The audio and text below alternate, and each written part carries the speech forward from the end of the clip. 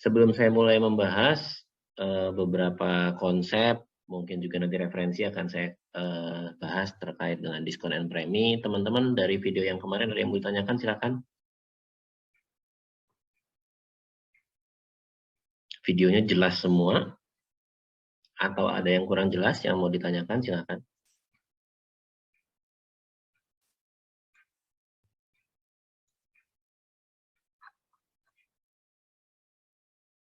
Enggak ada?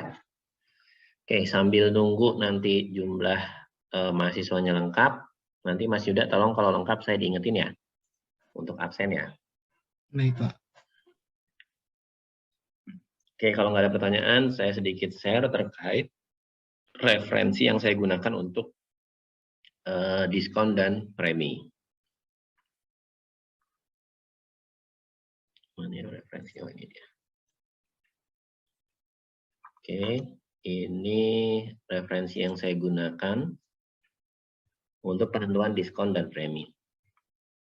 Ini ya bukunya ya, Business Valuation, Discount and Premium. Pengarangnya adalah Shannon Pipratt. Nah, mungkin saya sedikit menjelaskan, kalau kemarin-kemarin kita praktek ya, pendekatan pendapatan, pendekatan aset, dan pendekatan pasar, hari ini saya mencoba menjelaskan ke teman-teman terkait referensi diskon and premi. Karena diskon and premi ini banyak sekali di-challenge oleh wajib pajak. Diskon and premi ini banyak sekali di-challenge oleh wajib pajak. Nah, perlu teman-teman ketahui bahwa diskon and premi ini hanya digunakan apabila teman-teman menggunakan basic referensinya Shannon Pipratt. Apabila teman-teman menggunakan basic referensinya Shannon Pipratt. Ya, ini bisa dilihat ya Shannon Pipratt. Jadi dalam dunia penilaian atau valuasi itu terdapat dua mazhab atau dua guru besar valuasi. Yang pertama adalah Shannon Pipratt, yang kedua adalah Damodaran. Yang satu di Amerika sana, yang satu di Australia sana. Damodaran yang di Amerika, Shannon Pipratt yang di Australia. Nah, ini basicnya ilmu valuasi atau penilaian. Nah, kalau teman-teman melakukan penilaian dengan basicnya Shannon Pipratt, maka teman-teman akan menemui yang dinamakan diskon and premium. Sementara kalau teman-teman menggunakan referensi Damodaran, di buku manapun Damodaran tidak akan menyebutkan terkait diskon lack of marketability atau diskon lack of control atau premi for control. Mengapa seperti itu? Karena menurut Damodaran, diskon dan premi ini merupakan aspek pasar. Gitu ya, ini merupakan aspek pasar. Artinya yang disebut valuasi atau penilaian, ya penilai hanya sampai menentukan nilai. Menentukan nilai. Diskon lack of marketability ini artinya adalah tawar-menawar yang terjadi. Itu. Diskonnya berapa persen? 20%, 15%. Ini diibaratkan oleh Damodaran, yaitu tawar-menawar. Ketika market kita masuk ke pasar, maka akan terjadi tawar-menawar di sana. Itu. Terjual dengan harga berapa? Lah itulah proses pasar. Proses pasar, bukan proses penilaian. Nah, sementara dari Shannon Pipratt menyatakan bahwa tawar-menawar itu bagian dari proses penilaian. Bagian dari proses penilaian.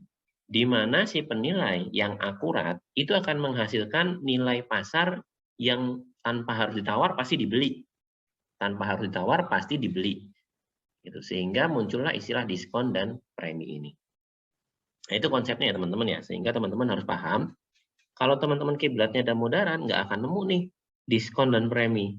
Gitu. Tapi kalau kiblatnya Shannon Pipratt, ya nanti pasti akan ketemu yang namanya diskon lack of marketability, diskon lack of control, dan premi for control. Nah, ini perlu sekali saya jelaskan ke teman-teman, karena untuk diskon dan premi ini, karena kiblatnya adalah Shannon Pipratt, maka kita hanya bisa menggunakan buku-bukunya Shannon Pipratt saja. Itu. Dan kajian-kajian Shannon Pipratt ini cenderung menggantung, tidak detail sedetail Aswat Damodaran. Gitu ya, jadi ini harus tahu dulu. Ketika nanti teman-teman mungkin menilai di DJP ya, terutama di DJP, kalau DJKN kan tidak pernah di-challenge ya oleh wajib pajak, tapi di-challenge ketika di DJP. Ketika di-challenge, kenapa kok pakai diskon and premi? Padahal basicnya penilaian itu nggak ada diskon and premi. Diskon and premi itu adanya bagian konsep pasar, itu bukan konsep penilaian. Nah, ini teman-teman harus tahu, harus bisa menjawab. Gitu. Kenapa teman-teman laporan penilaiannya menggunakan diskon and premi? Nah, basicnya SPI sendiri, Standar Penilaian Indonesia, itu memperbolehkan menggunakan diskon and premi. Karena SPI sendiri ini menggunakan kiblatnya Shannon Pipred. SPI ya, teman-teman KPSPI atau KJPP itu kiblatnya adalah Shannon Pipred. Nah, tapi wajib pajak yang paham penilaian, terutama the Big Four, the Big Four dari KAP ya, Kantor Akuntan Publik, EY, PwC, Deloitte, KPMG, mereka yang benar-benar paham penilaian, mereka justru kiblatnya adalah Damodara. Gitu. Nah, ini yang harus teman-teman pahami. Jadi ketika di-challenge, teman-teman harus bisa menjelaskan nih, kenapa kok pakai diskon and premi? Bukan jawabannya, ya karena diajarkannya seperti itu, tidak. Tapi dijawab bahwa kami menggunakan diskon and premi karena referensinya kami menggunakan referensi Shannon Pipred. Di mana Shannon Pipred ini menentukan suatu nilai dengan menambahkan atau mengurangi dengan diskon dan premi. Itu sehingga referensinya disebutkan di sana. Oke, sebelum saya lanjut terkait konsep diskon and premi, ada yang mau ditanyakan? Silakan. Saya harap teman-teman jadi tahu ya, diskon and premi itu nggak di semua referensi ada, tidak.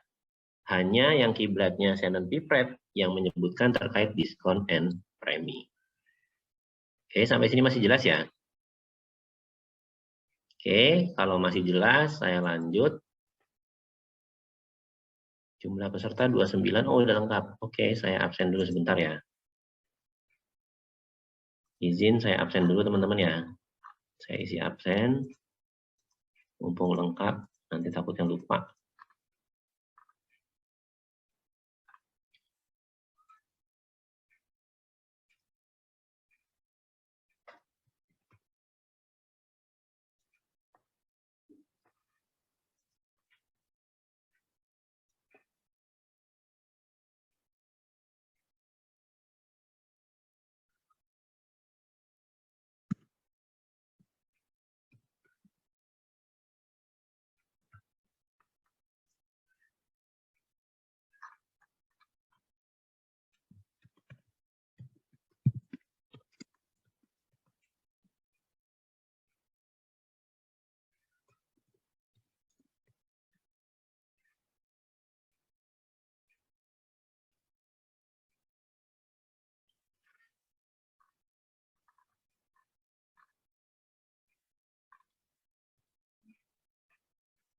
Oke, sip. Saya lanjutkan.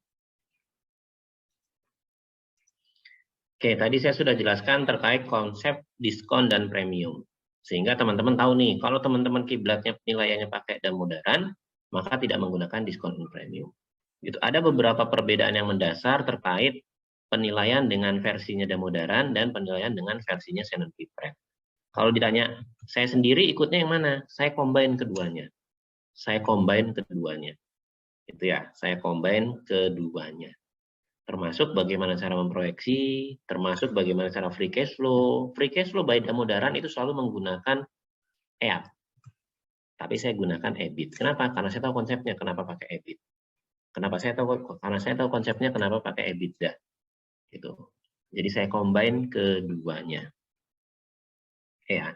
Nah, di beberapa kajian atau tesisnya teman-teman, tesisnya Mbak Astrid, Mas Bangkit, Mas Cahyo, itu membuat perbedaan atau membuat penilaian dari versinya Damodaran dengan versinya Shannon Pipred.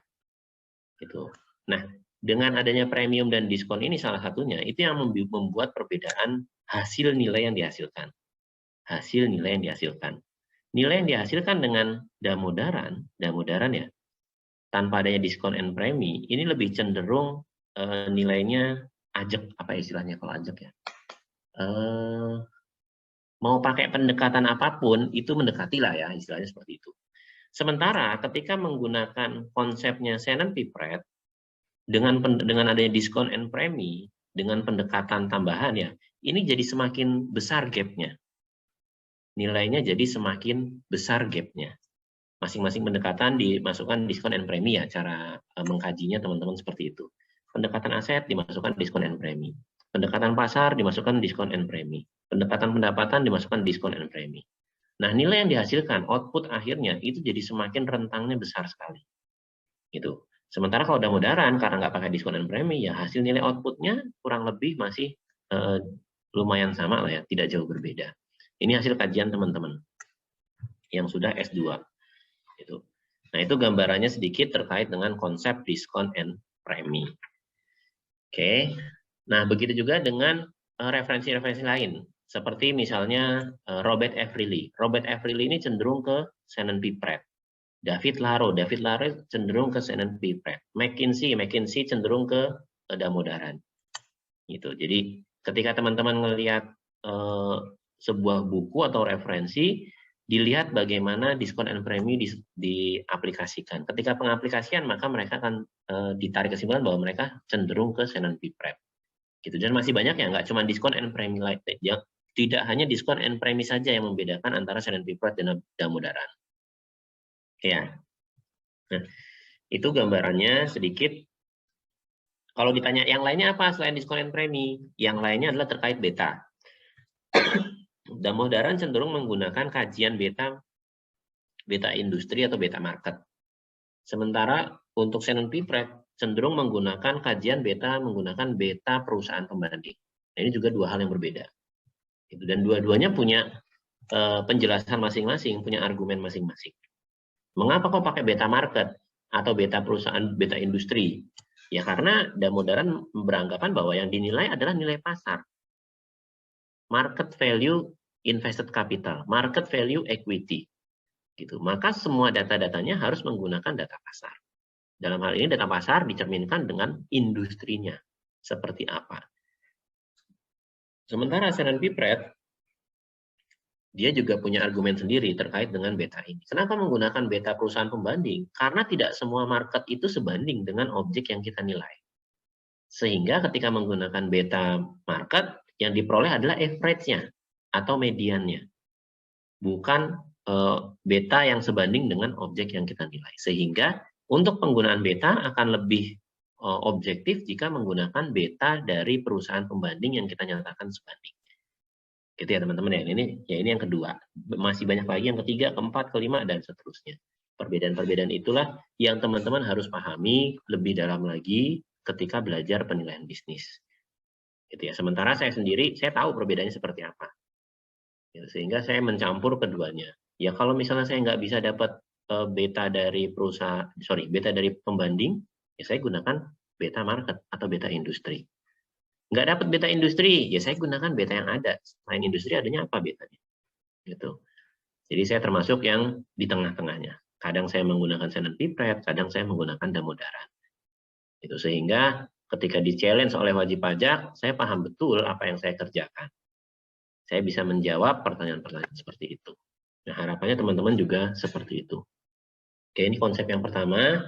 Saya lanjut, karena tadi nggak ada pertanyaan ya. Saya lanjut ke preferensi yang berikutnya. Nah, ini terkait dengan proyeksi. Seperti yang saya jelaskan ketika saya membahas free cash flow dan proyeksi. Nah, ini juga sumbernya dari buku yang sama dan beberapa buku lainnya. Cuman karena ini yang saya akan jelaskan sumber satu buku ini. Nanti juga buku ini akan saya share di grup yang ada teman-temannya ya. Nanti akan saya share buku ini setelah saya jelaskan hari ini. Sehingga teman-teman bisa gali lebih dalam lagi terkait buku ini. Nah, terkait free cash flow dan proyeksi, saya menjelaskan ke teman-teman bahwa dalam pendekatan pendapatan, terutama direct capitalization, discounted cash flow method atau DCF, itu kita tergantung apakah proyeksi diperoleh dari manajemen atau top manajemen atau tidak. Kalau diproyeksi dari top manajemen, maka indikasi nilainya adalah indikasi nilai pengendali.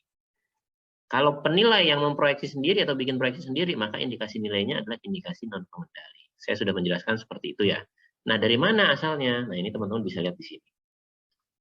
Ini ya mungkin saya sedikit highlight di sini. Regardless of what method is used to estimate the discount rate, nah ini terkait dengan discount rate-nya, the rate developed is from public market and data reflect the assumption of full marketability. Jadi apapun metode yang digunakan untuk menghitung discount rate, apapun metode yang digunakan untuk menghitung discount rate ya, jadi discount rate itu banyak sekali memang. The rate atau resikonya ya, atau rate-nya yang dihasilkan dari market atau dari pasar, itu harus merefleksikan asumsi bahwa discount rate ini full marketability. Jadi sudah seharusnya bahwa Kalau kita mencari data tingkat resiko pasar, ya outputnya pun output pasar. Gambaran kasarnya seperti itu. Terus di baris kedua, if minority interest cash flow are used, apabila cash flow dari sisi minoritas atau dari sisi non pengendali ya maksudnya di sini ya, digunakan, the result should be the minority. Maka hasilnya ya non pengendali atau minoritas. Gitu. Marketable level value. Ini ya, nilai atas kepentingan minoritas atau non pengendali. Begitu juga sebaliknya. If control cash flow are used, jika kontrol cash flow-nya digunakan, jadi maksudnya cash flow ini diperoleh dari pengendali, itu, the result should be control value. Maka hasilnya adalah nilai dengan kendali. Gitu ya teman-teman ya. Jadi saya menjelaskan apa yang saya baca di beberapa referensi, bukan dari SPI. Saya tegaskan kembali ya, saya membaca dan menjelaskan ke teman-teman apa yang saya baca dari beberapa referensi, bukan dari SPI. Karena kalau teman-teman lihat dari SPI, maka SPI base-nya adalah, kalau teman-teman menilai dengan pendekatan pendapatan, metodenya DCF, maka output yang dihasilkan pasti pengendali. Nah ini di SPI ya. Itu. Saya tidak menjelaskan dari SPI, tapi dari referensi yang saya gunakan. Walaupun SPI bilang kayak gitu, nah referensi kita berbeda. Gitu. SPI mungkin begitu menyimpulkan hal seperti itu karena dianggapnya mereka di-hire wajib pajak. Maka proyeksi pasti diminta ke wajib pajak. Proyeksi yang membuat adalah wajib pajaknya seperti apa. Makanya default-nya dari SPI adalah DCF menghasilkan nilai kendali. Sementara kita di DJP, nggak bisa seperti itu. Ketika kita minta cash flow dari wajib pajak, minta proyeksi dari wajib pajak, belum tentu wajib pajak memberikan. Belum tentu wajib pajak memberikan. Kalau wajib pajak tidak memberikan, apakah nggak bisa dinilai? Ya bisa. Gitu. Tapi kita menggunakan yang kita sebut minority interest cash flow. Ya, minority interest cash flow. Kita menilai, tapi dari sisi minoritas. Kita anggap bahwa nilai kita dari sisi minoritas. Kenapa? Karena kita nggak tahu perusahaan mau menambahkan capex-nya kapan. Mau mengembangkan ekspansinya di mana. Kita nggak tahu sama sekali. Mengurangi biayanya pada posisi mana. Kita tidak tahu sama sekali. Kita hanya bisa meramalkan dengan growth-nya seperti itu. Yang contoh kemarin ya, cara menggrowth-kan, cara membuat trennya, hanya meramalkan dari sisi minoritas. Sehingga output yang dihasilkan adalah output minority interest. Gitu ya teman-teman ya. Nah ini referensinya saya ambil dari sini. Begitu juga dengan pendekatan aset, ada di sini di bawahnya, ini aset based approach. Termasuk ini diskon and premiumnya, nanti akan saya jelaskan setelah ini. Oke, terkait dengan cash flow dan proyeksi tadi, ada yang mau ditanyakan, silakan.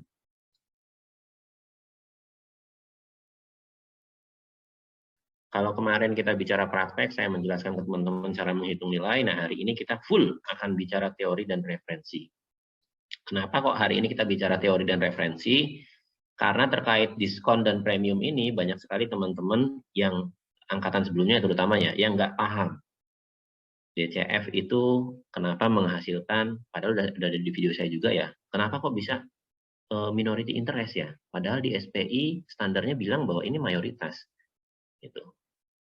Nah, itu ya teman-teman ya. Jadi saya di sini menekankan bahwa terdapat perbedaan cara penilaian di DJP dengan cara penilaian di SPI.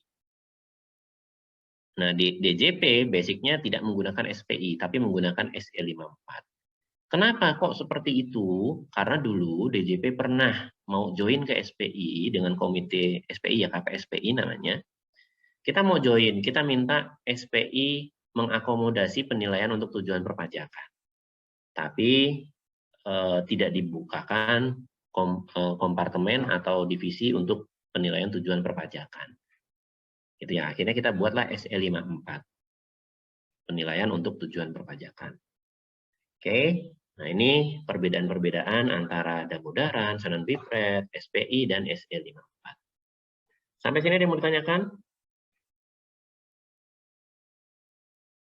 Masih mengikuti, Mas Yuda? Masih, Bang. Oke. Kalau nggak ada pertanyaan, cepet nih. Kelas tadi lumayan ada pertanyaan lah. Kalau kelas ini kayaknya sepi hari ini, nggak apa-apa. Mungkin karena teori kali ya, jadi agak sepi. Oke, kalau nggak ada, saya lanjut. Saya lanjut ya. Kita masuk ke halaman 48.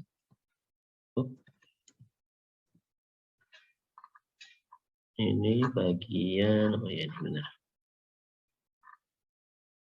Oke, nah ini yang pokok bahasan ketiga yang akan saya bahas hari ini. Ini adalah rumus yang benar terkait the log dan premi for control. Ingat ya teman-teman ya, ini rumus yang benar. Nah, di kertas kerja yang saya berikan ke teman-teman, tidak ada rumus ini. Tidak ada rumus ini. Saya buka kertas kerjanya. Jadi saya mengajarkan ke teman-teman apa yang seharusnya. Oke, mana ya kertas kerjanya? Nah, ini dia. Ini ya, the log and premi. Oke. Nah, di sini PFC sebesar 20%, ya inilah PFC-nya. Kalau dia minoritas ke mayoritas, maka ditambah 20%. Atau sebaliknya, dari mayoritas ke minoritas, maka dia dikurangi 20%. Inilah cara penghitungan di kertas kerja ini. Kenapa seperti itu? Kenapa kok nggak sesuai dengan rumus yang tadi? Gitu. Nah, perlu teman-teman ketahui bahwa kertas kerja yang saya ciptakan ini, yang saya create ini digunakan hanya untuk proses pembelajaran. Ingat ya, ini hanya digunakan untuk proses pembelajaran. Oke, di mana sini step by step-nya, kalau teman-teman lihat, di sini sudah muncul semua step by step-nya. Tinggal teman-teman perhatikan, oh ini CAPM, oke, walaupun ini belum rapi ya. Ini laporan historis, Potter 5 Force, LCC, SWOT. Nah, yang sudah rapi ada di kertas kerja versi 2.8. Nanti juga akan saya berikan setelah pertemuan hari ini. Tapi untuk teman-teman belajar, karena kita dari awal menggunakan versi beta, maka gunakan versi beta saja. Kalau mau pakai versi 28, teman-teman silakan ngoprek sendiri. Versi 28 itu seperti apa, silakan dioprek sendiri. Karena kalau nggak bisa ngopreknya, pasti nanti banyak nemu div 0, div 0, div 0, atau divided to 0. Dan saran saya menggunakan versi beta saja. Karena ini digunakan untuk pembelajaran. Nah, karena tujuan saya untuk pembelajaran, baik yang versi beta maupun versi 2.8, maka dari awal sebenarnya saya sudah mendisklaimer. Kalau ini digunakan untuk penilaian tujuan perpajakan, bukan untuk pembelajaran, maka teman-teman harus paham betul konsep penilaian bisnisnya. Harus paham betul konsep penilaian bisnisnya. Sehingga bisa menjawab, loh, premi for control kan rumusnya harusnya the log sama dengan 1 dikurangin 1 dibagi 1 minus preminya. Gitu. Kenapa di sini kok premi for control sama dengan the log-nya? Nah, ini teman-teman harus bisa menjawab. Walaupun ini sebenarnya salah. Gitu. Kenapa kok ini tetap digunakan walaupun salah? Perlu teman-teman ketahui, karena ini buat belajar. Yang belajar nggak cuma teman-teman dari stand doang loh ya. Yang belajar tidak hanya teman-teman dari stand saja, tapi ada juga senior-senior saya. Bahkan hampir 50% fungsional penilai di DJP itu adalah senior saya. Hampir 50%. Gitu. Yang 2 tahun lagi mau pensiun, 3 tahun lagi mau pensiun, 5 tahun lagi mau pensiun. Nah sekarang mereka baru belajar penilaian bisnis itu ketika saya di kantor pusat. Gitu. Ketika saya masuk kantor pusat, ada di penilaian bisnis, di situ saya mengajarkan. Nah, bayangkan kalau mereka yang sudah 2 tahun pensiun, 5 tahun pensiun, itu diminta atau dijelaskan terkait rumus ini. Oke, kira-kira apa komentar mereka? Pasti bilangnya, Mas susah. Untuk nyari delom aja susahnya minta ampun. Untuk nyari delop aja susahnya minta ampun. Itu makanya di kertas kerja itu saya sederhanakan rumusnya. Paling tidak senior-senior juga teman-teman yang baru belajar itu bisa menjelaskan dari mana datangnya 20% di sini. Oke, paling tidak bisa menjelaskan dari mana datangnya 20% di sini. Mungkin nanti 30 atau misalnya nih jadi 24. Teman-teman paling tidak bisa menjelaskan dari mana datangnya 24% di sini. Itu ya. Nah, ini saya minta tolong satu orang menjelaskan dari mana datangnya 24% di sini. Ada yang bisa bantu saya? Ayo. Ada yang bisa bantu saya menjelaskan dari mana datangnya premi for control yang 24% di sini?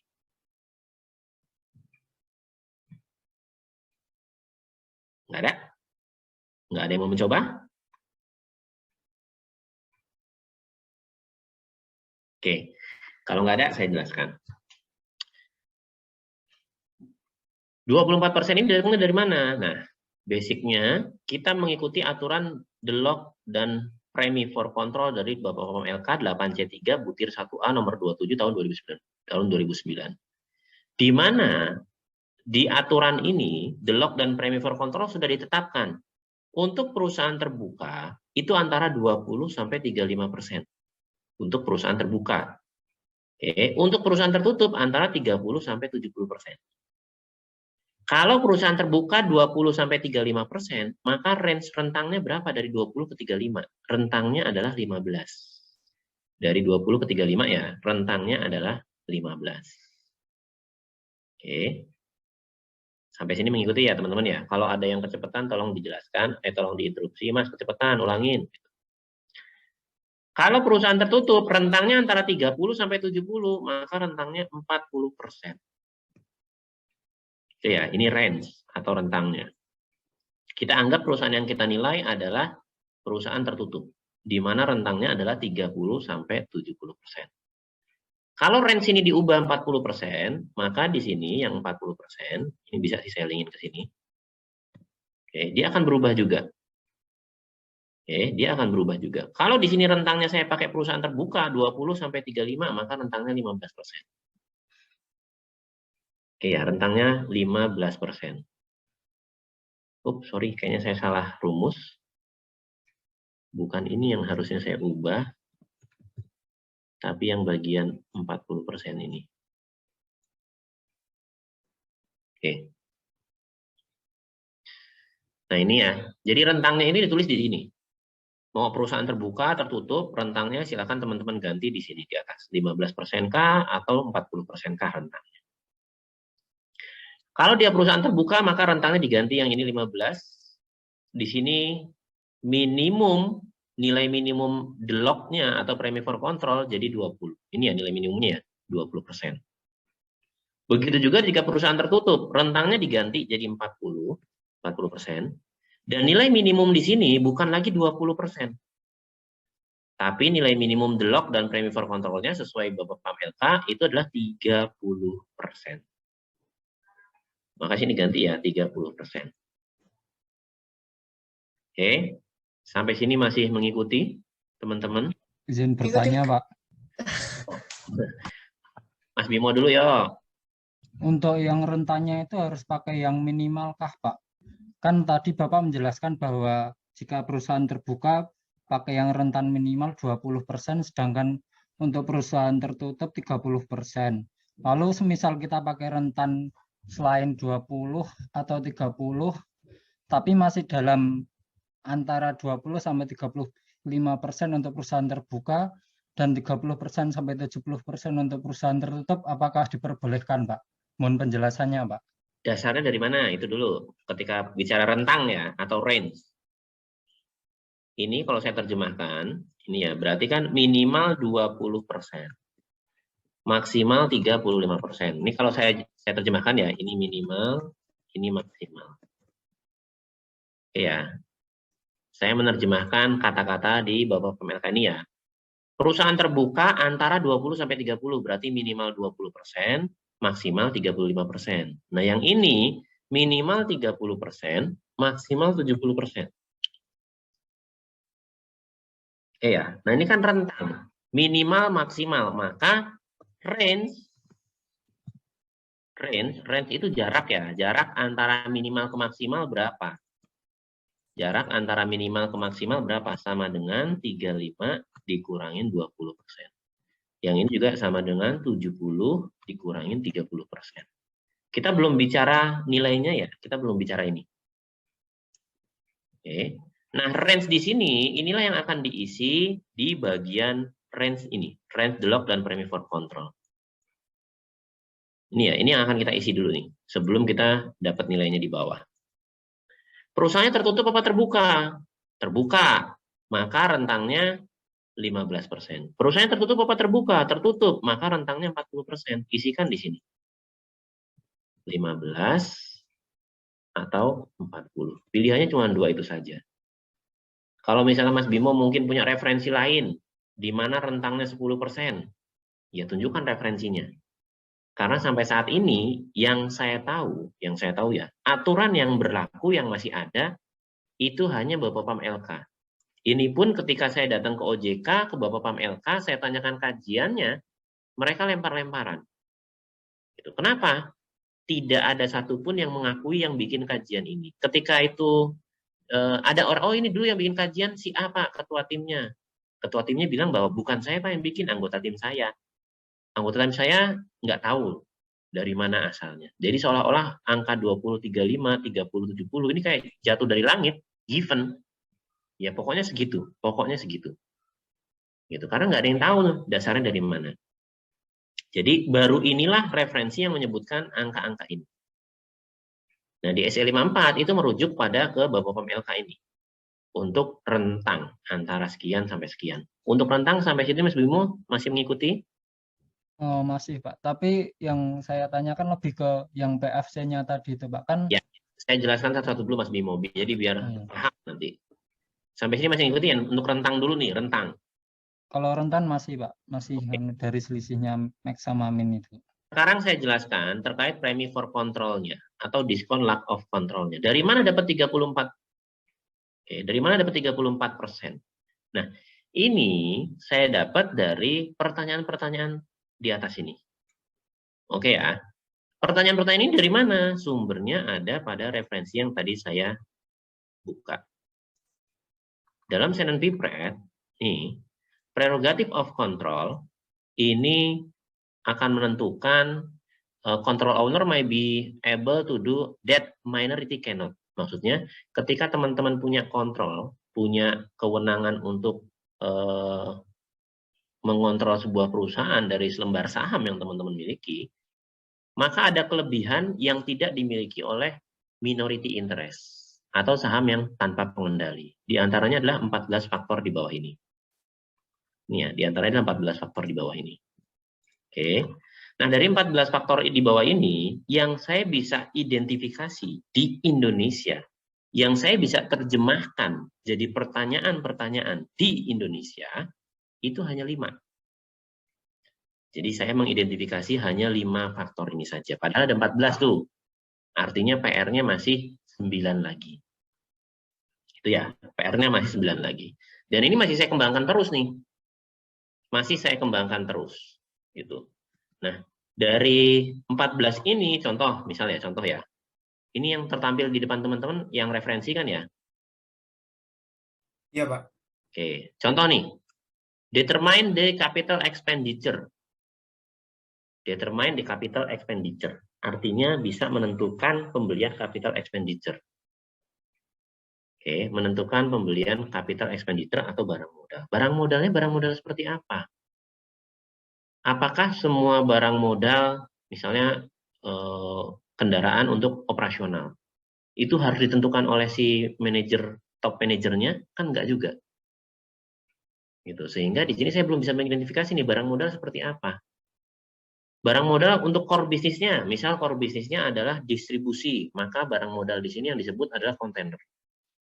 Jika core bisnisnya adalah manufacturing, maka barang modal yang disebut di sini adalah mesin-mesin produksi. Nah, menerjemahkan itu dalam suatu kertas kerja, dalam satu bahasa kuesioner yang gampang dipahami oleh wajib pajak, yang mengerti penilaian maupun yang tidak, itu agak sulit. Gitu. Ketika kita bicara capex, contoh misalnya saya mau menuliskan di sini, saya tuliskan pertanyaannya, apakah penentuan barang modal harus dengan persetujuan pemegang saham? Misalnya, apakah pembelian barang modal harus dengan persetujuan pemegang saham? Bisa saya pastikan jawabannya pasti tidak semua. Kenapa kok bisa memastikan jawabannya tidak semua? Karena terkait dengan pemegang saham, untuk menentukan suatu kebijakan, itu harus ada RUPS. Sekarang bayangin, kalau setiap mau beli barang modal itu ada RUPS, pasti tidak. Pasti tidak akan terjadi. Gitu ya. Maka biasanya dalam RUPS itu ditentukan A, B, C, D dalam setahun yang mau kita kerjakan apa saja. Nah, faktor A, B, C, D inilah yang mau saya buat sebagai referensi atau kuesioner yang ditanyakan wajib pajak. Sehingga wajib pajak dari satu pertanyaan, mau wajib pajak bergerak di bidang manapun, di bidang industri, manufacturing, industri jasa, industri transportasi, dengan pertanyaan yang satu ini, yang sifatnya umum, itu bisa terjawab oleh wajib pajak, tanpa harus bertanya lebih detail lagi. Maksudnya apa? Nah, gambarannya seperti itu. Dari 14 pertanyaan, saya hanya bisa mengekstrak 5 pertanyaan yang sifatnya umum. Dan ini bisa dijawab sama siapapun. Bahkan teman-teman sendiri dengan melihat laporan laba ruginya, dengan melihat CALK-nya, ini bisa menjawab pertanyaan-pertanyaan ini tanpa harus bertanya ke wajib pajak. Itu gambarannya seperti itu. Nah, dari 5 pertanyaan ini, kalau semuanya dapat poin 1, ini kan poinnya antara 0, 1,5, dan 1. Oke ya, 0, 1,5, dan 1. Ini saya masukkan ke angka 1 semua. Oke. Maka dapat full nilai poin 5. Di sini makanya disebut maksimum skor 5. Oke ya. Nah, ini tadi kita contohnya perusahaan tertutup. Untuk menentukan premi for control, maka rumusnya seperti ini. Teman-teman bisa lihat, 30% ini apa? Batas minimum. Batas minimum dari DELOC atau premi for control perusahaan tertutup. Karena tadi contohnya tertutup ya. Nanti kalau terbuka ini maka harus diganti jadi 20, yang range-nya diganti jadi 15. Oke, ditambah skor yang dihasilkan dibagi dengan maksimum skor dikali dengan range-nya. Sehingga dapatlah 70%. Gimana kalau skornya berubah? Jadi sebagian. Oh, dapat poin 4,5. Maka jumlah skornya 4,5 dibagi 5 dikali 40% ditambah 30 dapatlah 66%. Maka di sini premi for control-nya nilainya 66%. Sampai sini mengikuti Mas Bimo? Masih, Pak. Mbak Fani, mungkin pertanyaan tadi sama. Sampai sini mengikuti Mbak Fani? Ikutin Pak, udah ngerti Pak. Makasih Pak. Ya. Oke ya. Nah, inilah cara menentukan premi for control dan diskon lack of control-nya. Sehingga dapat 66%, 60%, 30%, tergantung dari pertanyaan-pertanyaan ini. Ini saya ganti pertanyaannya dapat poin 0, maka dia akan berubah jadi 62%. Ini saya ganti jawabannya jadi sebagian, dia akan berubah jadi 58%. Gitu. Jadi, kapan saya dapat premi for control minimum, kapan dapat maksimum, ya tergantung kuesioner ini yang kita berikan ke wajib pajak, dijawab oleh wajib pajak. Jadi kuesioner ini sebisa mungkin diberikan ke wajib pajak. Gitu ya, biar wajib pajak yang menjawabnya. Tapi yang bagian F sama G di-hide ya. Yang bagian F sama G sama bawahnya juga dihapus. Yang dicetak hanya sampai bagian nomor 5 saja. Oke. Nah, sehingga apa yang diperoleh 58, 62, 66, yaitu berdasarkan jawaban wajib pajak. Gitu. Bukan mau-maunya penilai, tidak. Gitu. Tapi kembali, PR-nya adalah PR bersama ya, bukan PR saya, bukan hanya PR teman-teman, tapi PR bersama, kita sama-sama penilai Indonesia atau D3 penilai lah ya terutama. Ini ada 14 item. Nih. Tapi yang saya ekstrak hanya bisa 5 item. PR-nya bagaimana mencari kuesioner supaya 14 item ini tercapture semua dalam kuesioner yang tadi. Sehingga nilainya bisa lebih objektif terhadap persentase yang kita cari. DELOC-nya berapa, dan seterusnya. Nah, ini PR bersama ya teman-teman ya. Nggak hanya saya, tapi juga teman-teman dan angkatan 14 lainnya, serta D3 penilai lainnya. Ini PR-nya sama seperti ini. Nah, tinggal teman-teman mau ngembangin penilaian bisnis atau enggak. Gitu aja. Kalau penilaian properti, udah banyak yang bisa. Penilaian bisnis, bahkan di DJP pun sedikit orang yang bisa, yang paham betul sampai ngelotok penilaian bisnis. Itu. Tapi kalau properti, hampir semua senior saya bisa ngelotok penilaian properti dari A sampai Z. Gitu. Mungkin kalau range-nya 0 sampai 10, hampir semua penilai di DJP terkait penilaian properti itu berada di posisi 8 atau 9. Tapi kalau bisnis range-nya 1 sampai 10, Kalau dibuat average-nya teman-teman paham penilaian bisnis itu hanya pada angka 4 dan 5. Itu di DJP. Yang bisa sampai 9, 10 itu cuma 1-2 orang. Nah, itu gambarannya. Kalau saya lebih cenderung, ayo teman-teman belajar penilaian bisnis. Basic propertinya udah bisa, udah ya udah kita maju ke penilaian bisnis. Gitu. Nah, ini gambaran kedua yang akan ketiga yang akan saya jelaskan ke teman-teman. Jadi PR-nya adalah 14 ini variabel ini kita ekstrak dalam sebuah kuesioner, yang mana kuesioner itu nggak membingungkan yang baca. Gitu. Jelas, mudah dipahami, dan bisa diisi langsung di tempat. Tanpa harus bertanya ke orang lain, tanpa harus bertanya kepada pemberi kuesionernya. Gitu ya. Nah, ini salah satu cara untuk menentukan premi for control dan the log. Saya ambil juga dari bukunya Shannon B. Pratt. Oke, sampai sini ada yang mau tanyakan, teman-teman? Dalam penentuan nilainya, step by step-nya, silakan. Cukup? Cukup, Pak. Oke, saya lanjut ya. Ini kalau nggak ada yang bertanya, cepat nih beneran. Oke, yang Pak, monggo, Mas Fikri.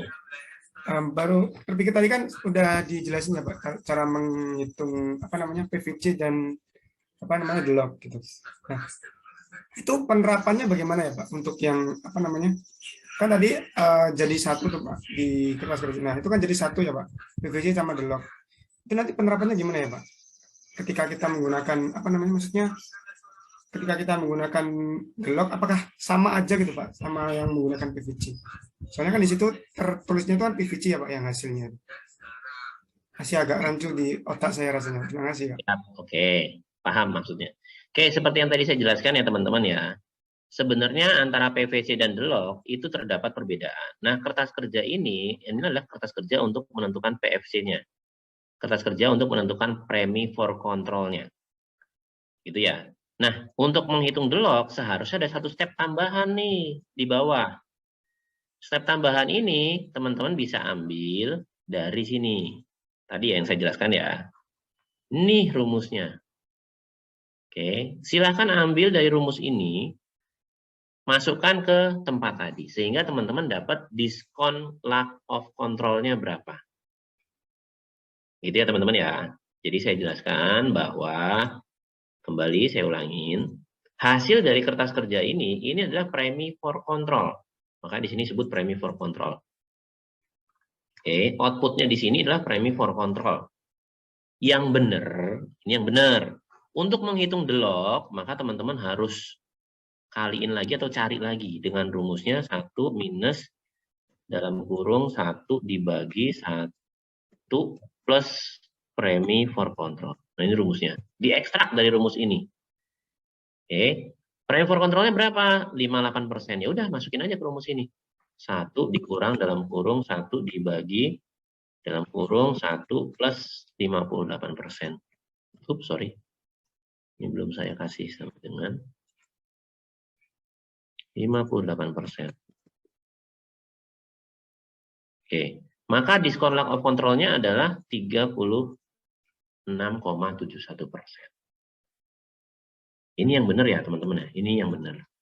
Oke, tapi tadi saya jelaskan, kenapa kok ini nggak saya kasih bawahnya ini, bagian ini kok nggak saya kasih? Karena kalau untuk belajar teman-teman, it's okay. Otaknya teman-teman masih nyampe buat belajar.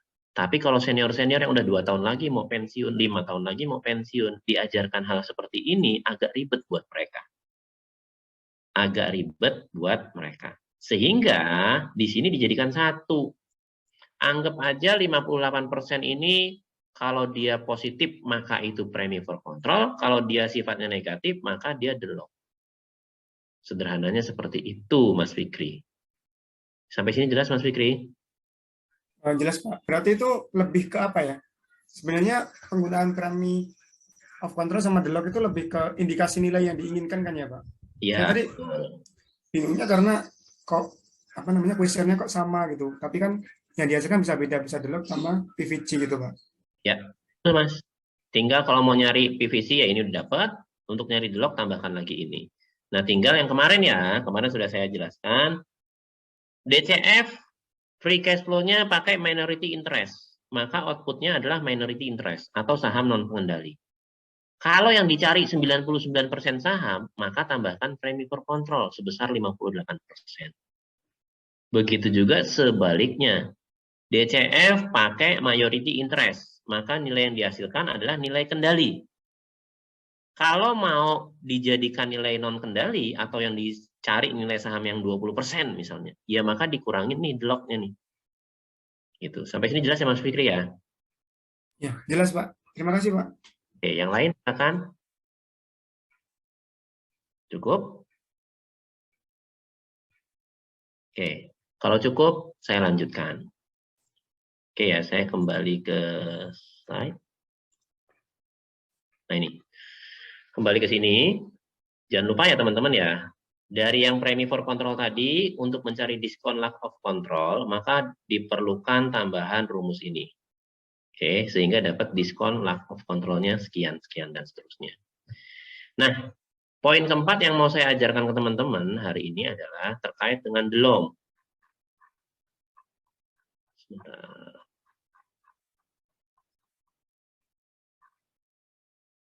Nah ini. Sama halnya dengan DELOM juga kurang lebih sama seperti DELOG.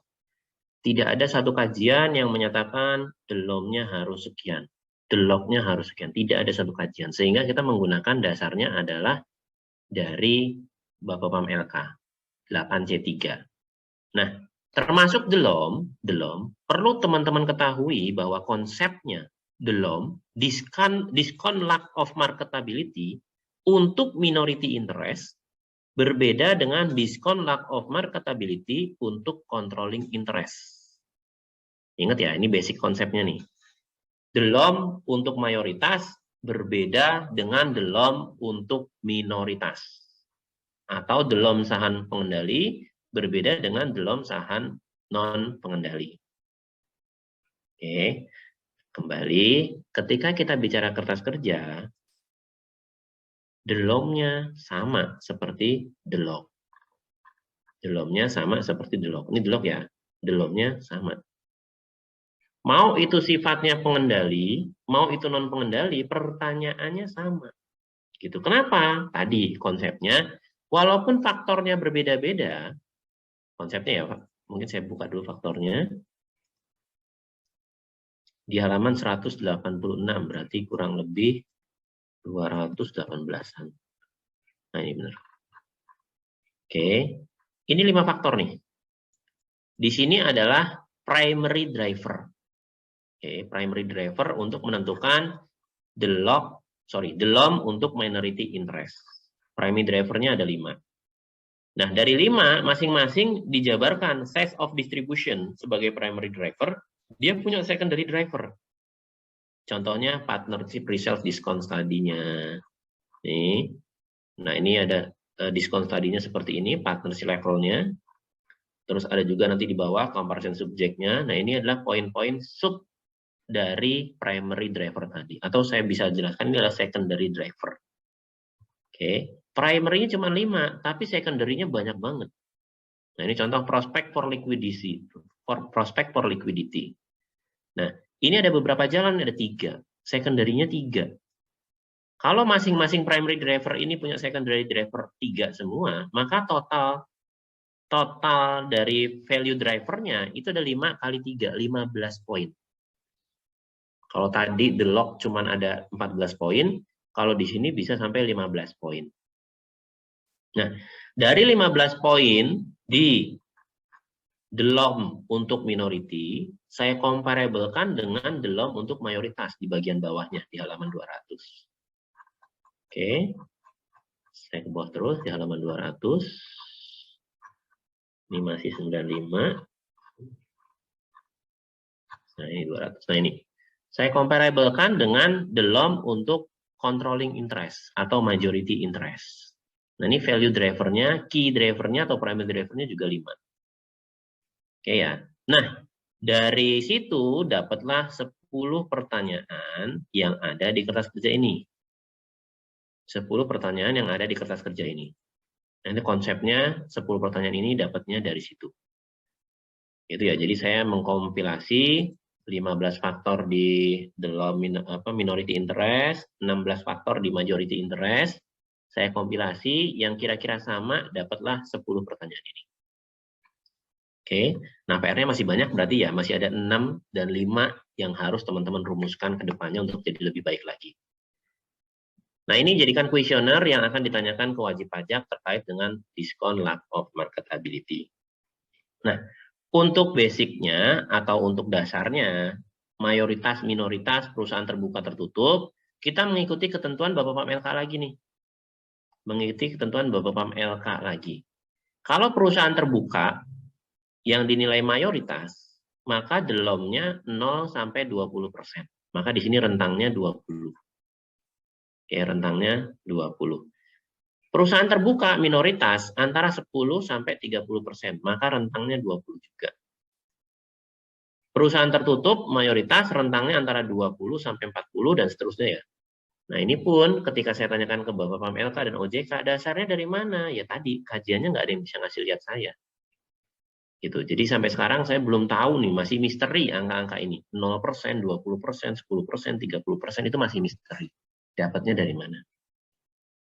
Sementara di bukunya Shannon Pipret terkait diskon and premi, dia tidak mengajarkan cara menghitung 0 sampai 20% dapat dari mana, tidak mengajarkan. Tapi seperti yang teman-teman lihat tadi ya, yang diajarkan adalah faktor-faktornya.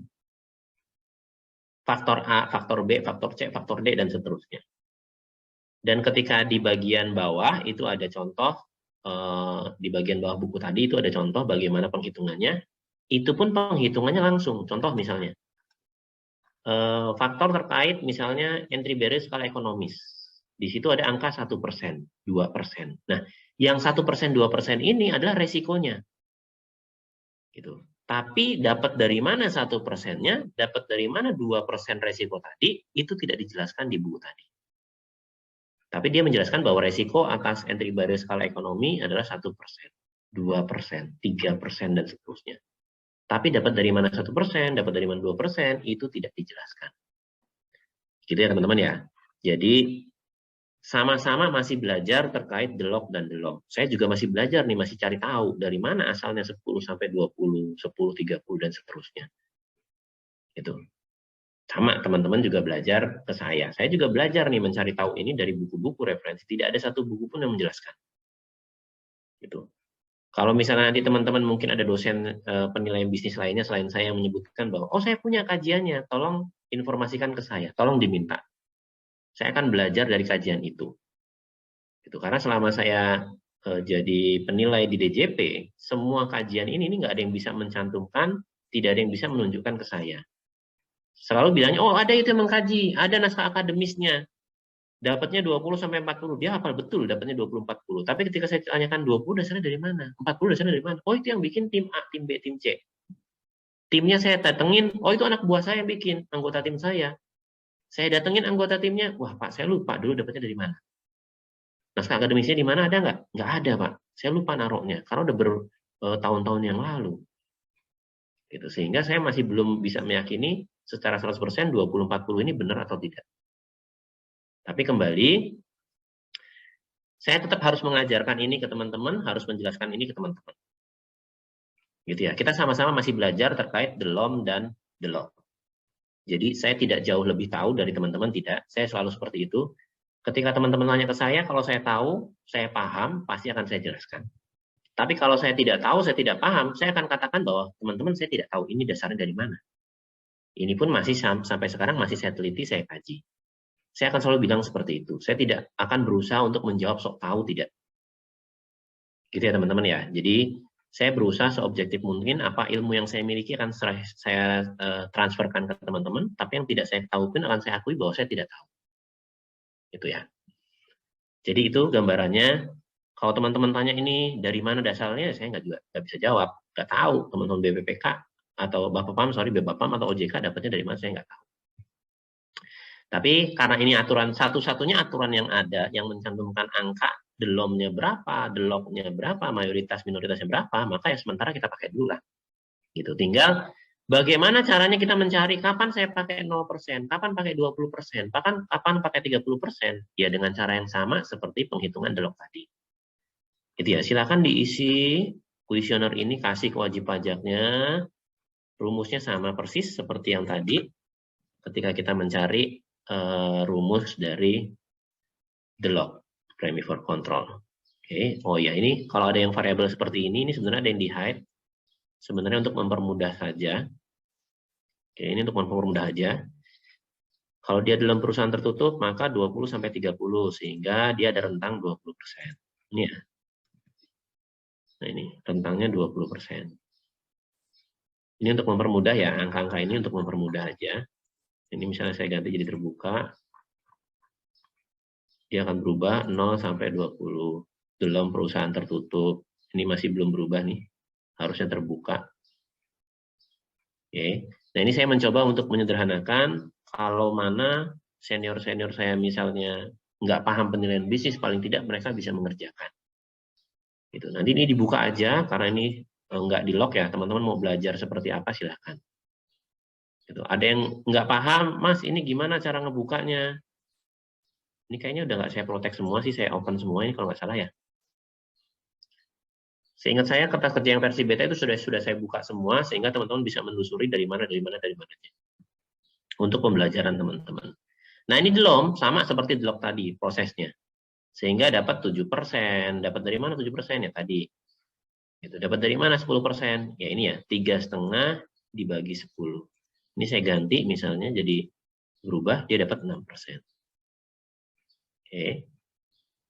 Nah ini masih belum saya ubah ya, dalam perusahaan tertutup, harusnya terbuka ini. B5. Oh ini ya. Oh ini.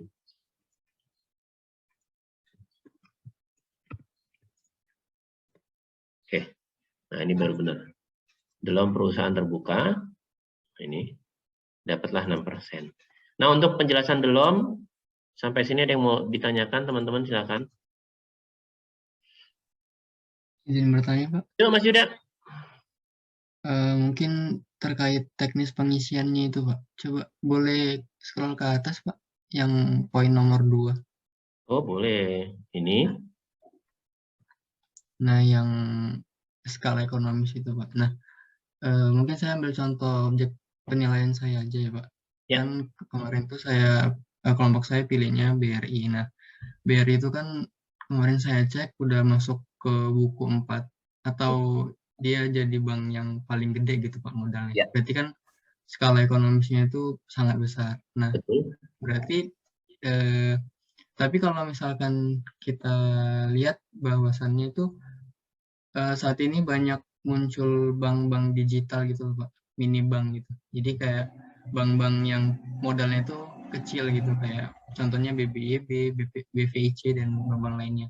Nah, tapi kan bank digital itu juga tetap punya peluang untuk skalanya menjadi bank besar gitu Pak. Nah, dalam ketika kita mau ngisi KKP ini, apakah kita hanya mempertimbangkan bank-bank yang sebanding dengan objek penilaian kita, jadi kita isi dengan skala ekonomis yang besar, atau kita juga mempertimbangkan industri perbankan secara keseluruhan, jadi kita ngisinya yang tidak terbatas gitu Pak.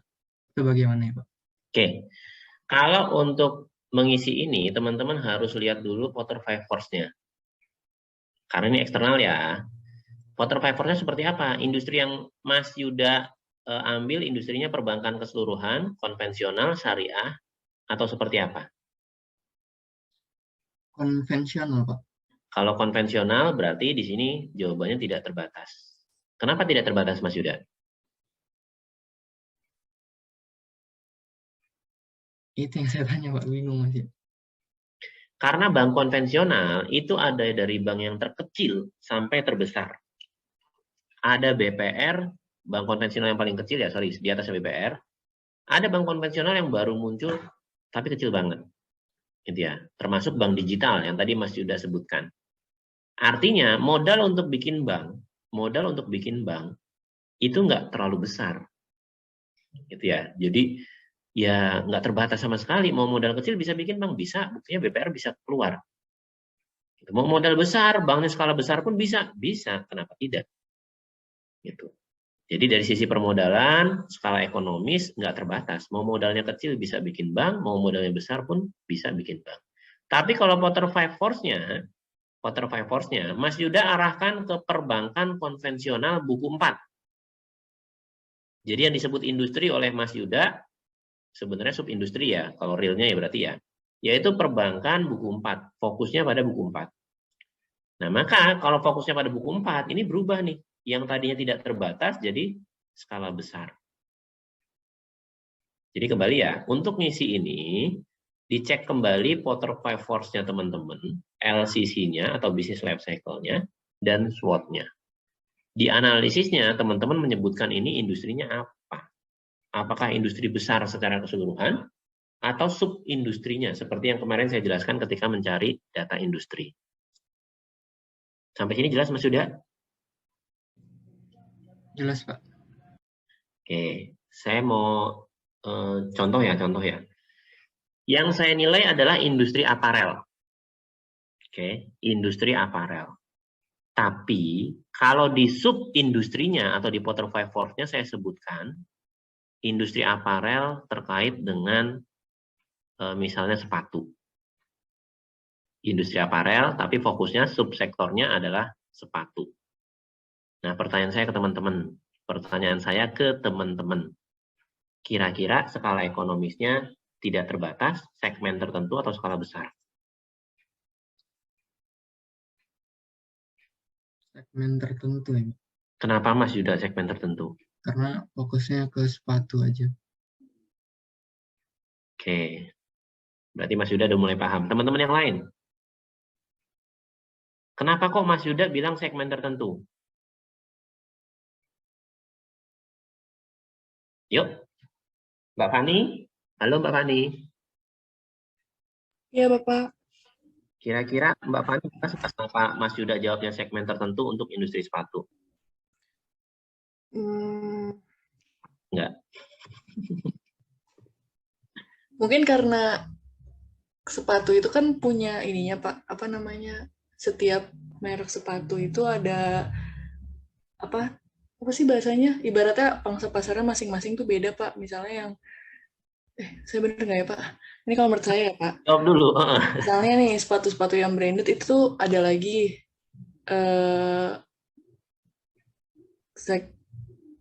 nggak tahu, kayak saya salah deh, Pak.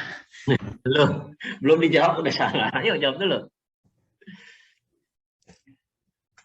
Intinya tergantung sepatu seperti apa yang akan diperjualkan. Misalnya sepatunya tuh kayak Nike tuh, Pak, otomatis modalnya tuh harus gede. Pangsa pasarnya juga nggak semua orang kan, karena sepatunya cukup mahal.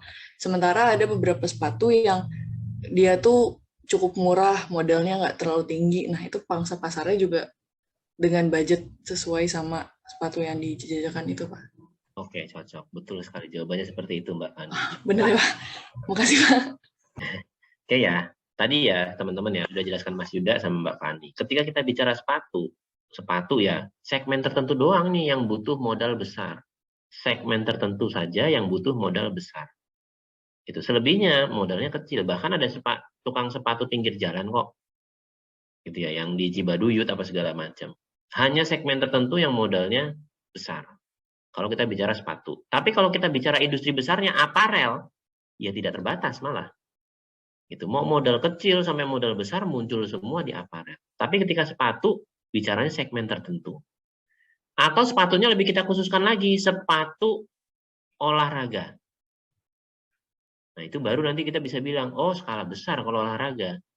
Karena tidak ada pembuatan sepatu olahraga yang ibaratnya pembuatan rumahan tuh nggak ada. Itu skala besar berarti untuk olahraga. Gitu ya teman-teman ya. Jadi untuk mengerjakan ini, tolong dilihat kembali Potter Five Force-nya. Potter Five Force-nya, industrinya teman-teman fokusnya kemana? Industri besarnya, sub-industrinya, atau sub-sektornya. Karena itu akan menjawab jawaban ini berbeda-beda. Sampai sini jelas ya teman-teman ya? Oke. Pak izin Pak, boleh Silakan. satu lagi nggak Pak? 2 lagi nggak apa-apa Mbak Alvira. Yang itu Pak, kalau misalnya perusahaan Garuda Food kan produknya ada susu, ada coklat, gitu kan Pak. Nah itu masuknya ke mana Pak? Loh, saya kembalikan Mbak Alvira nih. Mbak Alvira, industrinya masuknya industri apa? Di Potter Papernya nyebutinnya industrinya, subsektornya atau subindustrinya? Subindustrinya Pak. Subindustrinya bagian apa? Consumer cyclical. Consumer non-cyclical, Pak. Consumer non-cyclical. Oke. Nah, di bagian consumer non-cyclical, kan Mbak Alvira udah ngeliat ya perusahaannya apa saja ya? Iya, Pak. Oke. Terus udah ngeliat industrinya, makanannya kayak apa, udah tahu? Iya, Pak. Kira-kira ada perusahaan rumahan nggak atas industri tersebut? Ada, Pak. Nah, kalau ada, berarti kira-kira untuk jawab nomor 2 ini, tidak terbatas, segmen tertentu atau skala besar? Segmen tertentu. Kenapa segmen tertentu? Karena hanya ada segmen yang karena ada segmen yang dimana dia punya modal butuh modal besar, tapi ada segmen tertentu juga yang rumahan itu modalnya nggak terlalu besar, Pak. Oke, segmen apa itu Mbak yang modalnya butuh besar? Jenis makanan apa deh intinya yang butuh modal besar? Kalau tadi kan sepatu nih, segmen apa yang butuh modal besar? Sepatu olahraga. Nah, sekarang kalau ini jenis makanan apa yang dibikin dengan modal besar? Oh, sama aja, Pak. Nggak ada yang terlalu besar banget, Pak. Nah, kalau nggak ada yang terlalu besar banget, terbatas berarti. Oh, oke, Pak. Kecuali ketika misalnya, oh ada nih makanan yang butuh modal besar. Misalnya kue tart, misalnya ya, misal. Kue tartnya itu dari emas, misalnya, yang sering ditipis itu loh. Nah, itu kan modalnya besar banget. Gitu. Nah, itu baru kita bilang segmen tertentu. Kayak sepatu tadi ya, sepatu olahraga itu nggak bisa industri rumahan. Gitu. Kenapa? Karena dari busanya itu beda. Gitu. Sehingga untuk industri sepatu, segmen tertentu itu membutuhkan modal besar. Gitu. Sampai sini jelas Mbak Alvira ya? Jelas, Pak. Makasih, Jadi untuk Pak. industri Mbak Alvira jawabannya apa tadi Mbak? Tidak terbatas. Oke, cocok. Bapak izin Pak mau mastiin lagi. Iya, nggak apa-apa Mbak Fani. Tapi sama kayak Alvira tadi ya Pak. Kan saya itu analisisnya PT Alam Sutra. Nah, PT Alam Sutra ini kan punya banyak ya Pak. Ada yang residensial, ada dia komersial juga, ada sampai jalan tol. Nah, karena dia nggak mungkin pakai modal kecil, berarti ini tuh masuknya ke skala besar ya Pak? Nanti dulu, jangan langsung simpulin. Oke Pak. Survivornya Mbak Fani, industrinya apa? Yang dipakai industri, subindustri atau subsektor? Industrinya Pak. Industri secara keseluruhannya masuknya apa? Gimana Pak? Industri secara keseluruhan masuknya apa? Real estate atau kontraktor? Real estate Pak. Oke, industri secara keseluruhannya real estate ya, berarti nggak ada bagian spesifik ya yang mau nilai ya? Iya Pak. Oke, nah kalau industri real estate, kita berkaca dari industri real estate-nya Mbak. Kira-kira untuk bangun industri real estate, bisa nggak dengan modal kecil? Enggak Pak. Enggak? Nggak bisa Pak. Nggak bisa.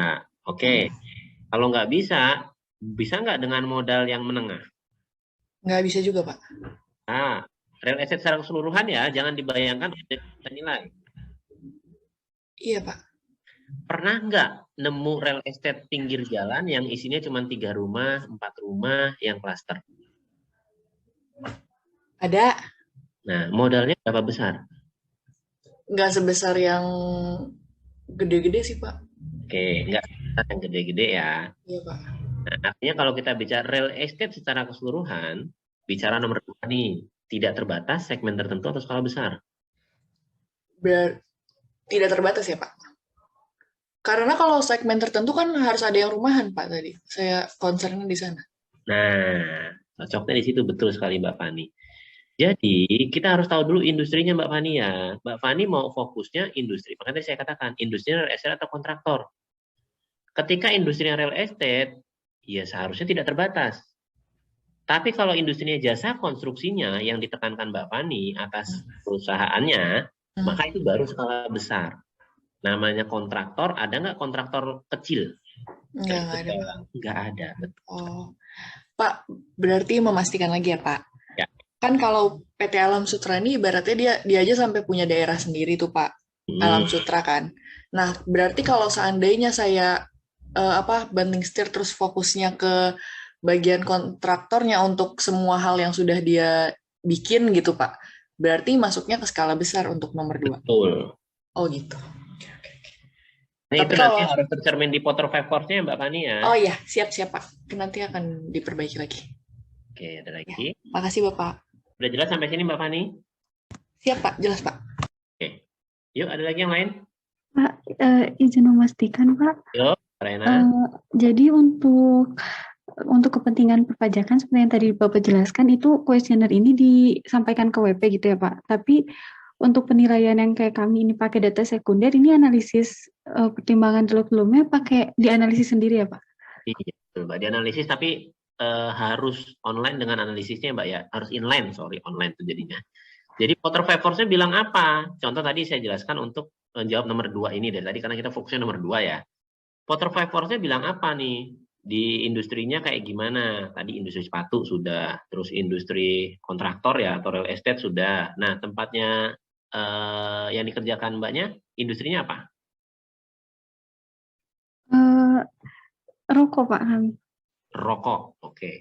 Mbak Rehana ambil industri rokok secara keseluruhan atau sub industrinya? Rokok putih atau rokok kretek? Sepertinya keseluruhan Pak. Oke, kalau keseluruhan pertanyaan saya ke Mbak Rayana. Kira-kira untuk industri rokok itu butuh skala besar atau industri rumahan ada?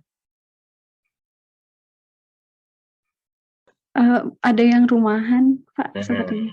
sekarang tolong dijawab Mbak nomor 2 ini. Bisa nggak tanpa harus bertanya ke wajib pajak, bisa nggak Mbak Rehana jawab kira-kira nomor 2 ini skala ekonomisnya untuk industri rokok tidak terbatas, segmen tertentu atau skala besar saja? Tidak terbatas ya Pak? Ya, cocok sekali. Ya. Oke. Mbak Rehana ya? Ya, terima kasih Pak. Oke, siap. Ada lagi yang lain?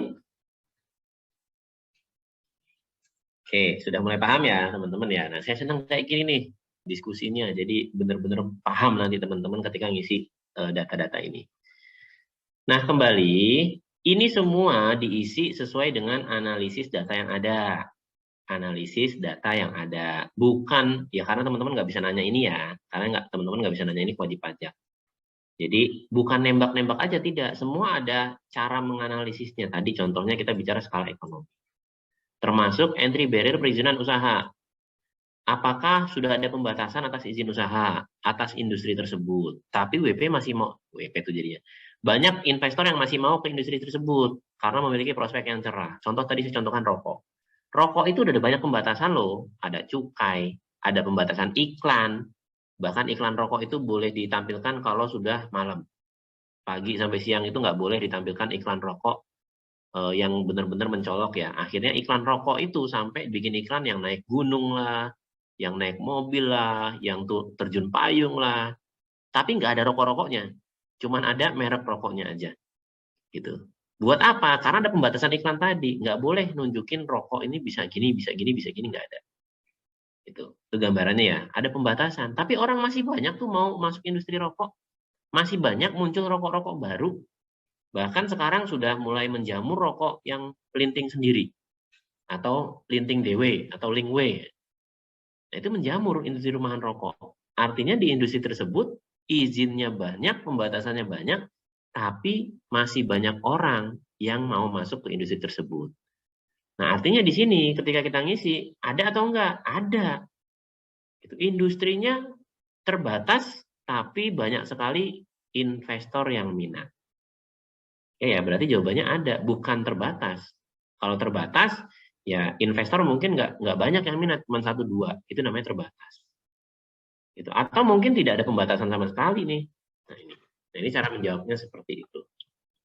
Oke ya, nah ini kita analisis nih, bukan dari data given, tidak. Kecuali kalau teman-teman bisa tanya ya, nah silahkan ditanya. Tapi bisa kita analisis dari analisis Potter Five Force.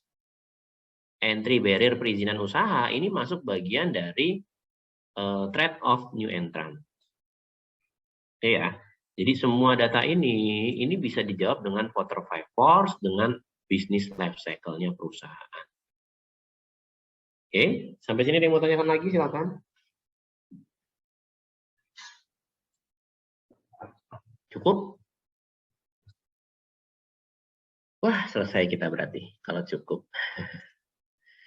Oke, itu tadi ya, poin penting yang mau saya jelaskan ke teman-teman. Nah, poin terakhir adalah laporan.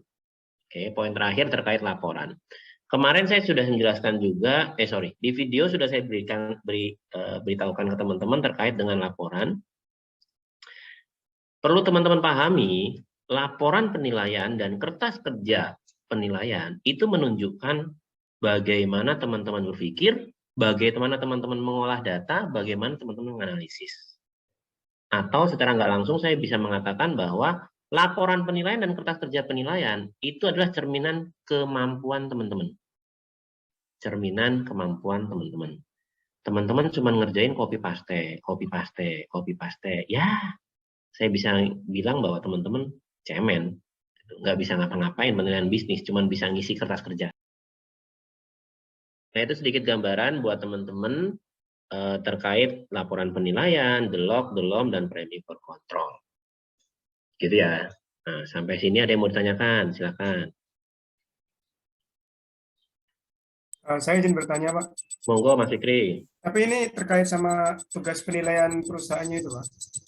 Ayo. Kan dari kita itu penilaiannya itu bisnis telekomunikasi ya, Pak, industri telekomunikasi. Jadi nilainya itu PT Indosat gitu. Nah, ada beberapa pertanyaan sih, Pak. Yang pertama itu Indosat kan sekarang lagi merger ya, Pak. Lagi merger sama. Nah, itu nanti apakah boleh Pak kita asumsinya itu sebelum merger itu. Jadi tetap menggunakan penilaian yang biasa aja gitu, Pak. Soalnya ya jujur kami merasa kesulitan gitu, Pak. Andaikan kita pakai asumsi merger. Seperti itu, Pak. Boleh, Mas. Boleh menggunakan asumsi bahwa ini dinilai sebelum merger. Tapi ingat ya, asumsi dan kondisi pembatas tadi harus dicantumkan di laporan penilaian. Jelas ya, Mas Fikri ya? Jelas, Pak. Kemudian untuk yang spreading ya, Pak, spreading laporan keuangan itu kan untuk bisnis telekomunikasi kan beda banget ya, Pak, sama yang ada di bisnis yang ada di KKP Beta. Kalau di KKP Beta itu kalau nggak salah industrinya itu industri pengolahan atau gimana ya, Pak. Jadi ada HPP dan lain-lain. Nah, itu berarti kita sesuai dengan sektor bisnis kita ya, Pak. Kita sesuaikan. Betul sekali. Spreading disesuaikan aja dengan sektor bisnisnya teman-teman. Jangan menggunakan KKP versi beta ya. Atau kalau mau pakai KKP versi beta ya diedit-edit lah sesuai dengan kebutuhan. Oke, Mas Fikri? Baik, Pak. Jawab. Oke, ada lagi yang lain? Pak, izin bertanya, Pak, terkait penyusunan laporan penilaiannya. Kemarin itu kan Bapak pernah ngasih kayak template gitu ya, Pak, PT Delta Mas kalau nggak salah itu. Kalau misalkan kita pakai itu aja boleh nggak ya, Pak? Biar karena soalnya waktunya udah mepet banget, Pak. Boleh, Mas. Saya hanya menjelaskan tadi ya. Ya, teman-teman masih belajar, nggak ada masalah sekarang belajar dengan pakai template, nggak ada masalah. Harapan saya, ketika teman-teman nanti jadi penilai benar, mau di DJP atau di DJKN, ingat ya, laporan dan kertas kerja adalah cerminan siapa teman-teman. Bagaimana kemampuan teman-teman menganalisis, berpikir, mengolah. Itu ya. Sehingga ketika nanti di dunia kerja real, tolong dibuat laporan penilaian dan kertas kerja yang se-perfect mungkin. Di mana susah di-challenge oleh orang lain. Gitu ya, Mas ya? Baik, Pak. Mungkin satu lagi, Pak, terkait PPT yang di video itu, Pak. Beberapa dari kami nggak bisa di-download gitu, Pak. Linknya error gitu. Apakah boleh nanti saya minta langsung ke Bapak aja, Pak? Boleh. Kenapa nggak ngomong dari tadi, Mas? Boleh. Masuk nanti yang buku tadi akan saya kirim melalui grup ya, teman-teman ya. Akan saya kirim melalui grup teman-teman. Nanti silahkan dibaca-baca terkait DELOC sama DELOM. Ada lagi, Mas Yuda? Mungkin untuk sementara itu dulu, Pak. Oke. Ada lagi yang lain, teman-teman? Yang mau ditanyakan? Nggak ada? Kalau nggak ada, ini juga sudah pas azan asar. Saya tutup saja ya, teman-teman ya. Oke, untuk materi ini hari ini saya cukupkan terkait DELOC, DELOM, Premi for Control, dan laporan penilaian. Nah, minggu besok pertemuan terakhir kita akan nge-review terkait laporan teman-teman dan kertas kerja teman-teman sebisa mungkin. Kalau ada pertanyaan ditanyakan saat itu, ada kekurangan sehingga bisa dilengkapi saat itu juga. Oke, mungkin itu aja dari saya di pertemuan hari ini. Saya cukupkan, saya tutup. Kurang lebihnya saya mohon maaf. Wabillahi taufiq wal hidayah. Wassalamualaikum warahmatullahi wabarakatuh. Waalaikumsalam warahmatullahi wabarakatuh. Terima kasih, Pak. Terima kasih Pak. Semua izin saya